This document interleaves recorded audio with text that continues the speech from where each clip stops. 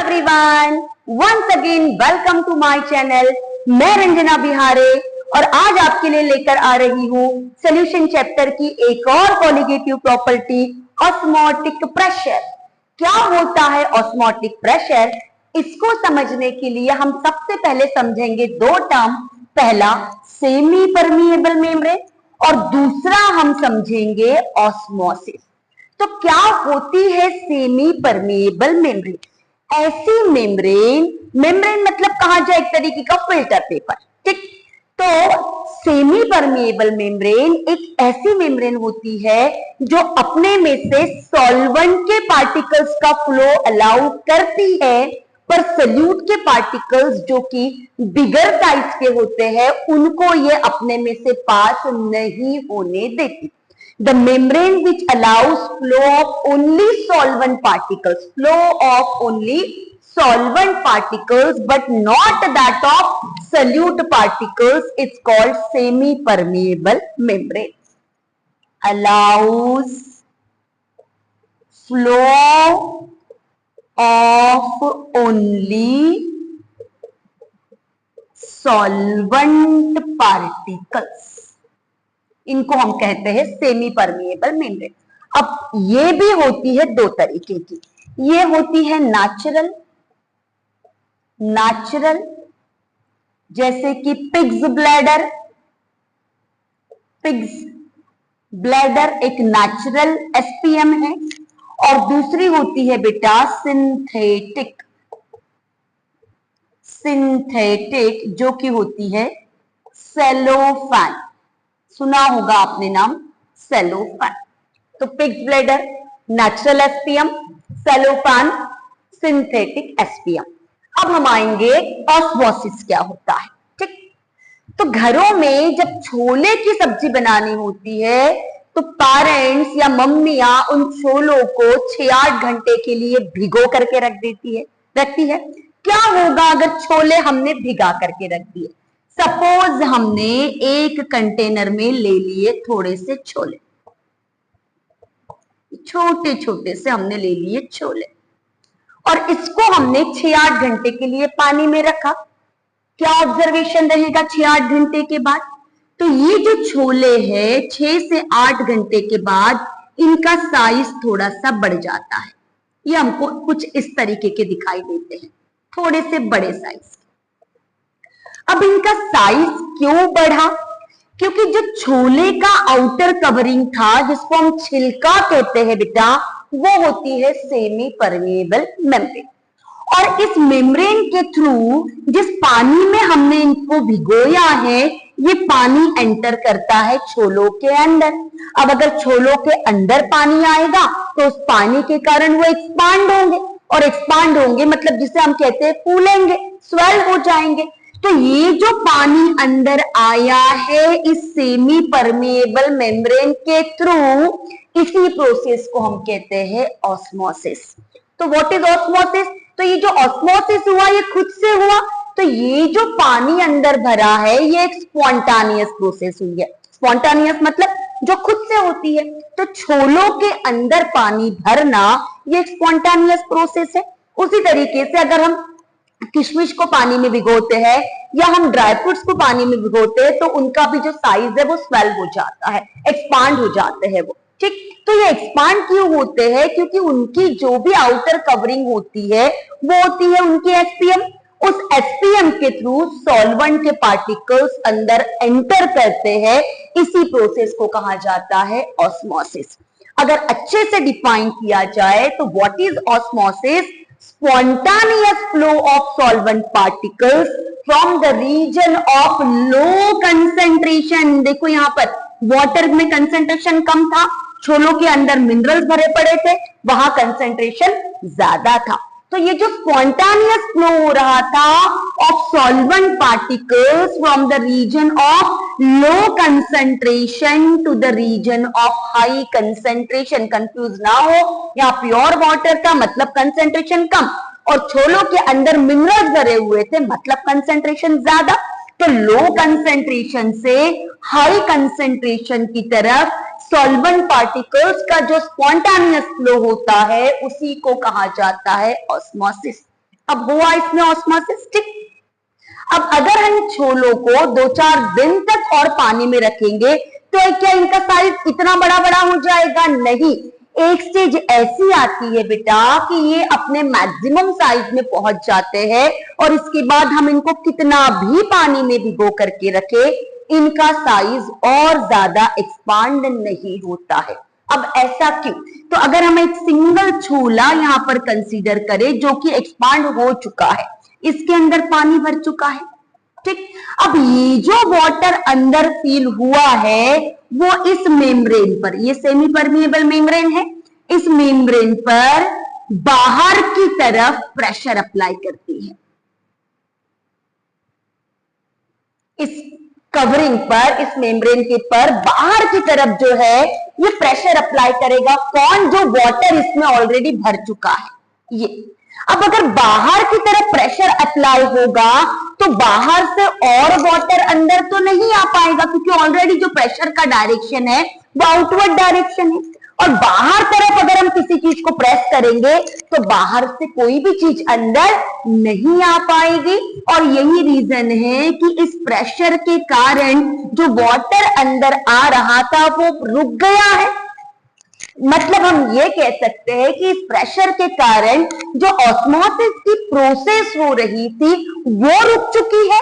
तो ये जो प्रेशर अप्लाई हुआ है इस ऑस्मोसिस की प्रोसेस को रोकने के लिए, इसी प्रेशर को कहा जाता है ऑस्मोटिक प्रेशर, जिसको डिनोट किया जाता है पाई से, ठीक। Pressure applied to stop the process of osmosis is called osmotic pressure. Clear? अब ये जो ऑस्मोटिक प्रेशर होता है इसी को हम एक्सपेरिमेंटली समझेंगे। तो एक्सपेरिमेंटली हम समझेंगे तो हमने क्या किया कि हमने एक कंटेनर में थिसल फनल को इन्वर्ट करके रखा, उल्टा करके हमने रख दिया थिसल फनल को। ये हमारी थिसल फनल, ये हमारी है थिसल फनल। हमने उसको उल्टा करके इसमें भर दिया KMnO4 सॉल्यूशन। इसमें हमने भर दिया KMnO4 सॉल्यूशन, पोटेशियम परमैंगनेट का सॉल्यूशन। इतना हमने सॉल्यूशन भर दिया और यहां लगा दी सेमी परमिएबल मेम्ब्रेन, यहां पर बाहर लगा दी SPM, इसके माउथ पर SPM लगा करके हमने इसको उल्टा करके इसमें रख दिया और इस कंटेनर में हमने भर दिया थोड़ा सा पानी। ये हमने भर दिया यहां पर वाटर। इस सेटअप को जब हम कुछ घंटों के लिए छोड़ देते हैं तो ये दिखाई देता है कि ये जो थिसल फनल है इसमें लिक्विड लेवल पहले इतना था, ऑटोमेटिक लिक्विड लेवल इसमें इंक्रीज होने लगता है।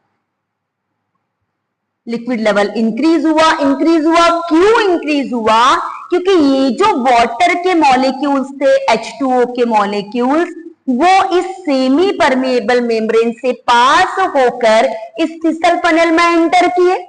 अब वाटर अगर अंदर एंटर करेगा तो इसके लिम्ब में लिक्विड लेवल इंक्रीज होगा। अब ये लिक्विड लेवल इंक्रीज होता गया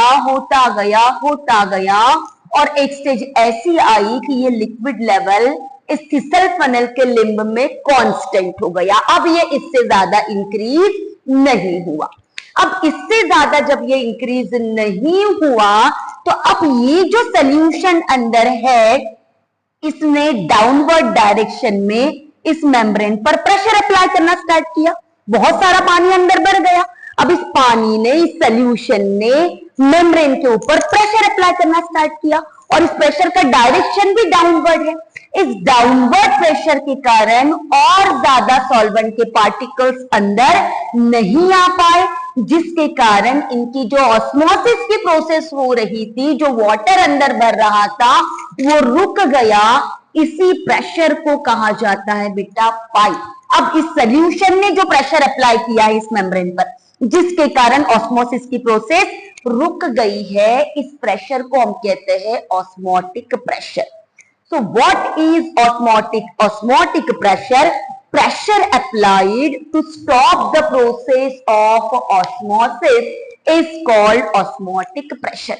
एक बार फिर देखें, what is semi-permeable membrane? A membrane which allows flow of only solvent particles to pass through it. ठीक, what is osmosis? Spontaneous flow of solvent particles from the region of low concentration to the region of high concentration is called osmosis, and the pressure applied to stop the process of osmosis is called osmotic pressure. ठीक, अब जो osmotic pressure होता है बेटा, ये ऐसा देखा गया है कि डाइल्यूट सॉल्यूशंस के लिए ये मोलारिटी पर डिपेंड करता है। Osmotic pressure for dilute solutions depends upon molarity. तो अगर हम कंसीडर करते हैं पीवी इक्वल्स टू एनआरटी, यहां लिख रही हूं मैं, पीवी इक्वल्स टू एनआरटी, जो कि है ideal gas equation. Consider this as equation number 1। तो यहां P को हमने रिप्लेस कर दिया पाई से, जो कि है ऑस्मोटिक प्रेशर, ऑस्मोटिक प्रेशर, और V हमारा वॉल्यूम, N है नंबर ऑफ मोल, R होता है गैस कांस्टेंट, T होता है टेम्परेचर।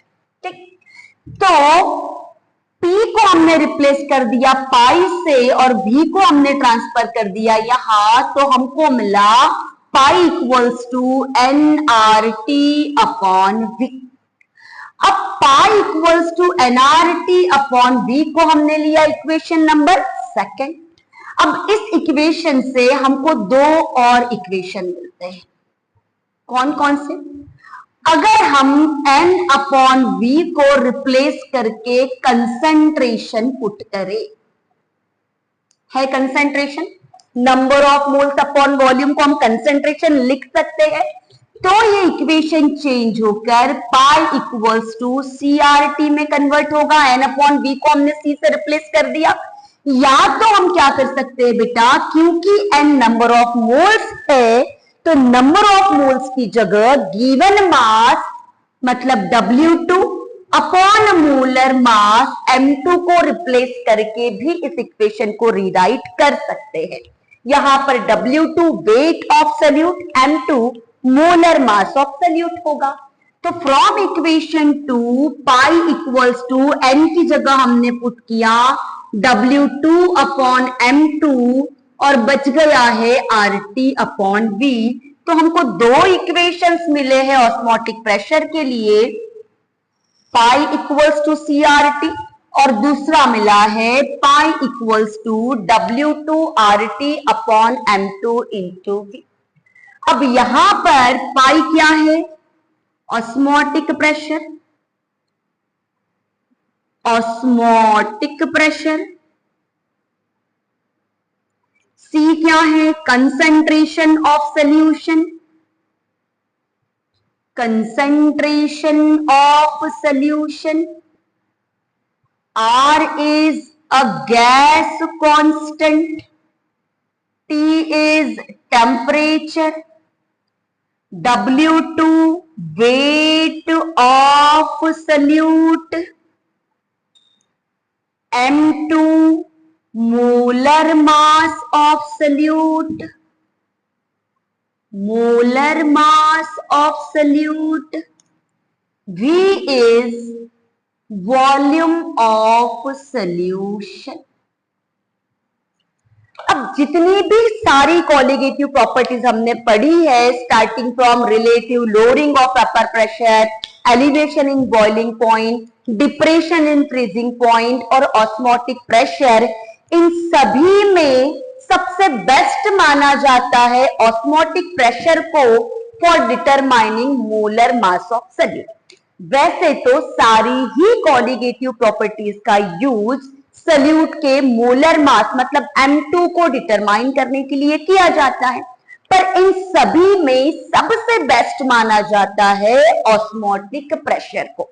अब इसके पीछे क्या रीजन है, और ऑस्मोटिक प्रेशर इस कोलिगेटिव प्रॉपर्टी का यूज प्रोटीन्स, पॉलीमर्स, बायोमोलिक्यूल्स, इनका मोलर मास डिटरमाइन करने के लिए स्पेशली किया जाता है। अब रीजन क्या है कि इसको बेस्ट माना जाता है? तो इसको बेस्ट मानने के पीछे सबसे पहला reason, it is applicable for very dilute solutions. ये बहुत डाइल्यूट सॉल्यूशंस के लिए एप्लीकेबल होती है। दूसरा, pressure measurement, pressure measurement is along room temperature होता है। और तीसरा, मोलारिटी कंसीडर की जाती है। Molarity is considered rather than considering molality. अब मोलारिटी कंसीडर करेंगे तो ये टेम्परेचर चेंज होने के साथ साथ अपने आप को एडजस्ट कर लेती है, और यही रीजन होता है कि ऑस्मोटिक प्रेशर को बेटर माना जाता है for determining molar mass of solute. ठीक, फटाफट से इसका लेंगे स्क्रीनशॉट और फिर हम आएंगे हमारे अगले टॉपिक पर। तो ऑस्मोटिक प्रेशर से ही रिलेटेड कुछ टर्म्स और ऐसी है जो हमको पढ़नी है और जो बोर्ड्स के लिए बहुत इंपॉर्टेंट भी है। मैंने बोर्ड पर लिख कर रखा है already, isotonic solution, hypertonic solution and hypotonic solution. तो क्या होता है isotonic solutions? Two solutions having same osmotic pressure. दो सॉल्यूशंस जिनका ऑस्मोटिक प्रेशर अगर सेम है, जाहिर सी बात है उनका कंसेंट्रेशन भी सेम होगा, तो ऐसे सॉल्यूशंस को कहा जाता है आइसोटोनिक सॉल्यूशन। जैसे कि हमारा ब्लड सेल फ्लूइड, हमारे ब्लड सेल के अंदर जो फ्लूइड होता है, it is isotonic with 0.9% solution of NaCl। Blood cell fluid जो होता है वो आइसोटोनिक होता है 0.9% ब्राइन सॉल्यूशन से, सोडियम क्लोराइड के सॉल्यूशन से। अगर हम दो आइसोटोनिक सॉल्यूशन को सेमी परमिएबल मेम्ब्रेन से सेपरेट कर भी देंगे तो इनमें कोई ऑस्मोसिस की प्रोसेस नहीं होगी। फॉर एग्जाम्पल, ये ब्लड सेल है, ब्लड सेल को हमने इस सॉल्यूशन में डाला जिसका कंसेंट्रेशन 0.9% है, ये है 0.9% NaCl का सॉल्यूशन। हमने ब्लड सेल को इसमें डाल दिया, कोई ऑस्मोसिस की प्रोसेस नहीं होगी, इस ब्लड सेल में कोई चेंज नहीं आएगा क्योंकि दोनों का ऑस्मोटिक प्रेशर सेम है, तो नो ऑस्मोसिस। ठीक, अब दूसरा है hypertonic solution, a solution which is having higher osmotic pressure than the given solution। मतलब ऐसा सॉल्यूशन जिसका ऑस्मोटिक प्रेशर ज्यादा है। तो यहां देखना, हमने कंसेंट्रेशन ऑफ सोडियम क्लोराइड 0.9% से ज्यादा लिया है और उसमें हमने डाल दी है हमारी ब्लड सेल। मतलब ये जो 0.9% कंसेंट्रेशन से ज्यादा वाला सोडियम क्लोराइड का सॉल्यूशन है, ये हमारा हाइपरटोनिक सॉल्यूशन है। क्या होगा कि ब्लड सेल को अगर हम हाइपरटोनिक सॉल्यूशन में डीप करके रखेंगे, क्या होगा? अब ये हाइपरटोनिक सॉल्यूशन है, इसका मतलब यहां कंसेंट्रेशन हाई है और ये कंसेंट्रेशन लो है। ऑस्मोसिस कहां से कहां होता है? लो से हाई की तरफ। मतलब इस केस में इस ब्लड सेल फ्लूइड में से फ्लूइड निकल करके इस बाहर सॉल्यूशन में जाएगा और यही रीजन है कि ब्लड सेल यहां पर श्रिंक हो जाएगी। क्वेश्चन आता है बोर्ड में, what happen when blood cell is deep in hypertonic solution? तो इट विल श्रिंक, इसका आंसर होगा। Third, hypotonic solution. तो क्या होता है hypotonic solution? A solution having lower osmotic pressure than the given solution is called hypotonic solution. ठीक, तो यहां हमने क्या किया है, इस कंटेनर में सोडियम क्लोराइड का कंसेंट्रेशन 0.9% से कम लेकर के उसमें ब्लड सेल को डिप कर दिया है। क्या होगा, अब यहां कंसेंट्रेशन, ये सोल्यूशन आपका कैसा है, हाइपोटोनिक, यहां कंसेंट्रेशन कैसा है, लो, और यहां कंसेंट्रेशन है हाई। और ऑस्मोसिस कहां से कहां होता है, लो से हाई में। मतलब अब की बार ये सॉल्वेंट के मॉलिक्यूल्स इस ब्लड सेल में फील होना स्टार्ट होंगे और ब्लड सेल हमारा एक्सपांड होगा, मतलब कि स्वेल हो जाएगा। ठीक, तो ये हुआ isotonic, hypertonic and hypotonic solution. Blood cell remains unchanged in isotonic solution, will shrink in hypertonic solution and will swell in hypotonic solution। ठीक, इसी तरीके की कुछ रूटीन लाइफ की फेनोमिनॉन है जो हम घरों में या हमारी रोजमर्रा की लाइफ में हम देखते हैं, जिसमें कि ऑस्मोसिस होता है। कैसे, तो जो विल्टेड फ्लावर्स होते हैं, मुरझाए हुए फूल, जब फूल मुरझा जाते हैं तो हम उनको फिर से के पानी में डालते हैं। फिर से पानी में डालने पर ऑस्मोसिस की प्रोसेस होती है और वो फिर से फ्रेश दिखने लग जाते हैं। कैरोट, रेडिश जो कि मुरझा जाते हैं due to loss of water into atmosphere, अगर हम इनको फिर से पानी में डाल करके रखेंगे तो ऑस्मोसिस के थ्रू इनमें फिर से वाटर आ जाएगा और ये फिर से फ्रेश हो जाएंगे। ठीक, प्लांट्स को जब हम वाटरिंग करते हैं प्लांट्स की, तो हम उसके रूट्स को पानी देते हैं, पर वो ऑस्मोसिस के थ्रू सॉइल से पानी ऑब्जॉर्ब हो जाता है रूट्स में और रूट से प्लांट के टिप तक पहुंच जाता है। ठीक, रिवर वाटर की अगर फिश को हम देखें और सी वाटर की फिश को अगर हम देखें, तो अगर हमने सी वाटर की फिश को रिवर वाटर के फिश में डाल दिया, तो सी वाटर से जो फिश आई है उसकी बॉडी में सॉल्ट का कंसेंट्रेशन ज्यादा है। क्या होगा उसको अगर हम रिवर वाटर में डालेंगे, मीठे पानी में डालेंगे बेटा, तो वाटर में, रिवर वाटर में सॉल्ट का कंसेंट्रेशन कम, जबकि उसकी बॉडी में, क्योंकि वो समंदर से आई है, सॉल्ट ज्यादा है, तो लो टू हाई ऑस्मोसिस होगा और उसकी बॉडी में वाटर रिटेंशन होने लगेगा, जिसके कारण जो फिश है वो एक्सपांड होगी, उसकी सेल वॉल रप्चर होगी और उसकी डेथ हो जाएगी। तो ये भी रीजन है कि कई बार जब हम देखते हैं कि हम बाहर से फिश खरीद के ला करके घर के एक्वेरियम में डालते हैं तो उसकी डेथ हो जाती है, वो स्वेल हो जाती है, क्योंकि जो कंसेंट्रेशन है उसकी बॉडी के अंदर का वो वाटर के कंसेंट्रेशन से मैच नहीं होता है। बहुत बार हमने सुना होगा कि जिनको हाई बीपी की प्रॉब्लम होती है, डॉक्टर उनको एडवाइस करते हैं to take low intake of salt. जितना ज्यादा हम सॉल्ट का इंटेक करते हैं उतना ही ज्यादा हमारे बॉडी में ऑस्मोटिक प्रेशर, मतलब कि ब्लड प्रेशर बढ़ते जाता है, क्योंकि ऑस्मोटिक प्रेशर एक कोलिगेटिव प्रॉपर्टी है, क्योंकि सॉल्यूट के नंबर ऑफ पार्टिकल्स पर डिपेंड करती है। तो जितना ज्यादा हम नमक खाएंगे उतना ही ज्यादा हमारा ऑस्मोटिक प्रेशर होगा, मतलब कि ब्लड प्रेशर होगा। और यही रीजन है कि डॉक्टर्स जिनको हाई बीपी का प्रॉब्लम होता है उनको लो सॉल्ट इंटेक के लिए एडवाइस करते हैं। तीसरा इंपॉर्टेंट, लास्ट इंपॉर्टेंट पॉइंट कि बहुत सारे ऐसे भी लोग हमने देखे होंगे जिनके बॉडी में स्वेलिंग होती है, जिसको हम पफीनेस कहते हैं, जिनकी बॉडी में स्वेलिंग आ जाती है। क्यों आती है? तो जो बहुत ज्यादा अमाउंट में नमक खाते हैं, जिनका सॉल्ट इंटेक बहुत ज्यादा होता है, तो उनकी, सपोज कि ये उनके सेल्स है, ये उनके सेल्स है। अब इन्होंने नमक बहुत ज्यादा खाया, ये ब्लड सेल का फ्लूइड है अंदर। अब अगर नमक बहुत ज्यादा खाएंगे तो ये जो बाहर है यहाँ पर सॉल्ट बहुत ज्यादा अमाउंट में रहेगा, यहाँ सॉल्ट का कंसेंट्रेशन कम।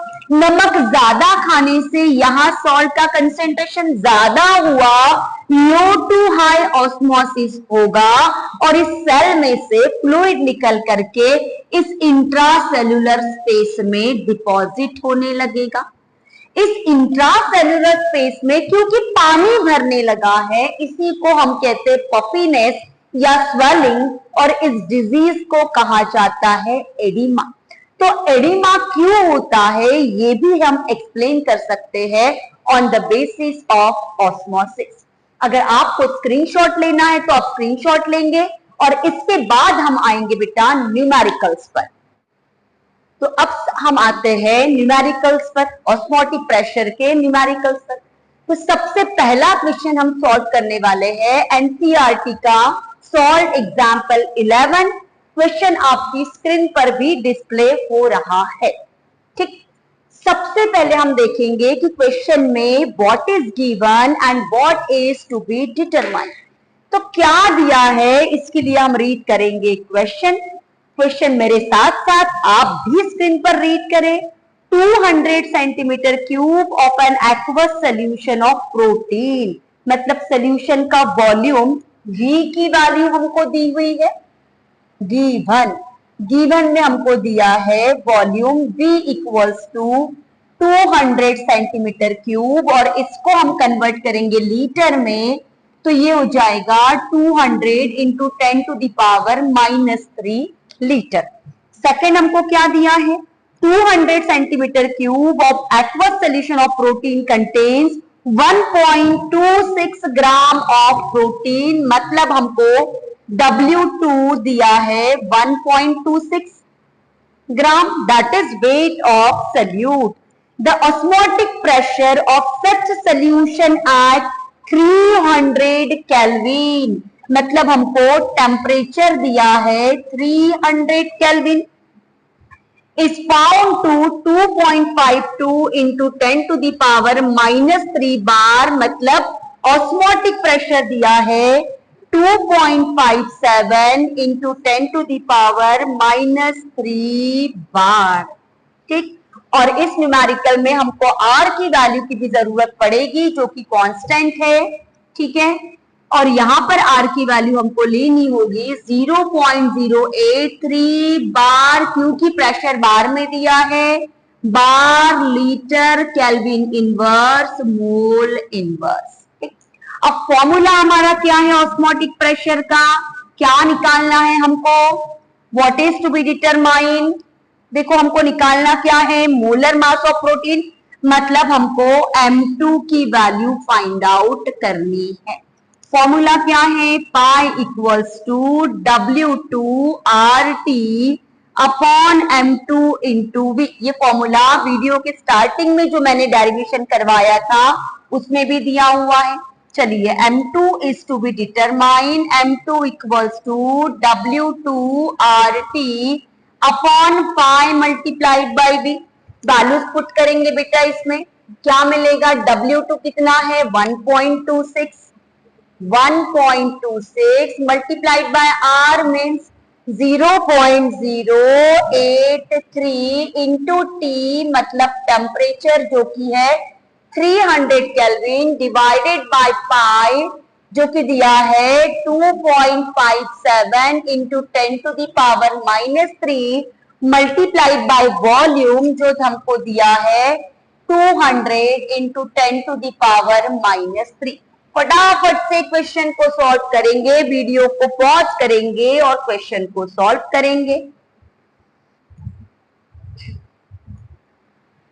तो आंसर इसका आ रहा है 61022 ग्राम पर मोल, ये वैल्यू आ रही है M2 के लिए। ओके, अब हम आएंगे इंटेक्स क्वेश्चन नंबर 12 पर। एनसीईआरटी इंटेक्स क्वेश्चन नंबर 12, फिर से हम लिखेंगे यहां पर गिवन, क्वेश्चन को रीड करके देखो क्या दिया है, calculate the osmotic pressure in pascal, pascal में प्रेशर निकालना है तो हमको यहाँ R की वैल्यू का ध्यान रखना होगा। इन pascal prepared by dissolving 1.0 gram of polymer, that is weight of solute। W2 हमको दिया है 1.0 ग्राम। मोलर मास दिया हुआ है इसका, of molar mass 185,000 gram in 450 ml of water means V दिया है 450 ml, that is 450 into 10 to the power minus 3 liter at 37 degree Celsius. Temperature दिया है 37 degree Celsius, that is 37 plus 273, तो ये हो जाएगा 310 केल्विन कन्वर्ट करके। ठीक, अब क्या निकालना है बेटा हमको? Osmotic pressure in pascal. Pascal में जब निकालना होता है तो हम आर की वैल्यू लेंगे 8.314 into 10 to the power 3 litre pascal kelvin inverse mole inverse. ठीक, बस इस चीज का हमको ध्यान रखना है, तो ऑटोमेटिक जो आंसर आएगा वो पास्कल में ही आएगा, अलग से कन्वर्ट करने की जरूरत नहीं पड़ेगी। अब ऑस्मोटिक प्रेशर का formula pi equals to W2RT upon M2 into V। W2 की वैल्यू है 1, R की value 8.314 into 10 to the power 3 multiplied by temperature 310 divided by M2 which is 18500 multiplied by V, that is volume, जो हमको दिया है 450 multiplied by 10 to the power minus 3। फटाफट से video को पॉज करके आंसर निकालेंगे।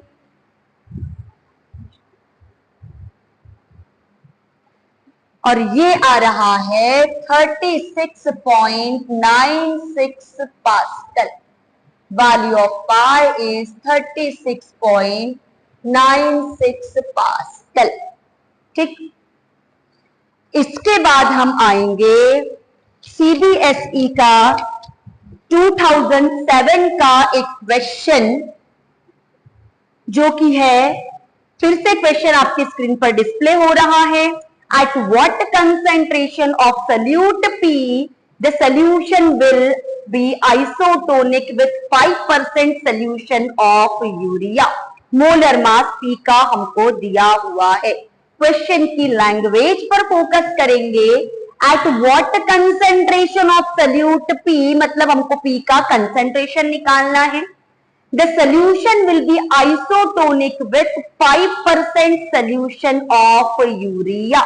अगर सॉल्यूशन हमारा आइसोटोनिक है, इसका मतलब अगर सॉल्यूशन आइसोटोनिक है, it means pressure, osmotic pressure of urea is equal to osmotic pressure of P, since solutions are isotonic. Since solutions are isotonic. अब प्रेशर ऑफ यूरिया, तो फॉर यूरिया हमको क्या क्या चीजें दी हुई है, इसको दो पार्ट कर ले रहे हैं हम। For urea weight of solute, क्योंकि सॉल्यूशन 5% मेंशन है, तो वेट ऑफ यूरिया भी हो जाएगा 5 ग्राम।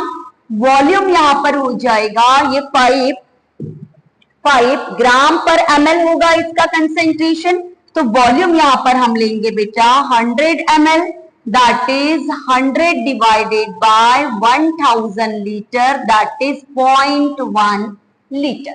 ठीक, अब यूरिया का मोलर मास जो कि है M2 यूरिया का फॉर्मूला NH2CONH2 में आप एटॉमिक मासेस की वैल्यूज पुट करेंगे, तो मोलर मास यूरिया का हमको मिल जाएगा 60। ठीक, 60 ग्राम पर मोल। ठीक, अब इन्हीं सारी वैल्यूज को हमको देखना है पी के लिए, तो पी का कंसेंट्रेशन निकालना है, तो हमको निकालना है इसका W2। ठीक है, वॉल्यूम दोनों का भी सेम रहेगा, वॉल्यूम में कोई चेंज नहीं होगा, सोल्यूशन हमारा आइसोटोनिक है, तो इसका भी वॉल्यूम रहेगा 0.1 लीटर।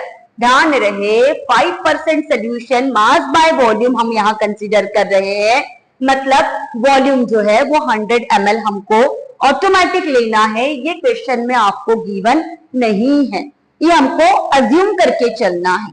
ठीक है, अब क्योंकि दोनों का ऑस्मोटिक प्रेशर सेम है और osmotic pressure pi equals to होता है W2RT upon M2 into V।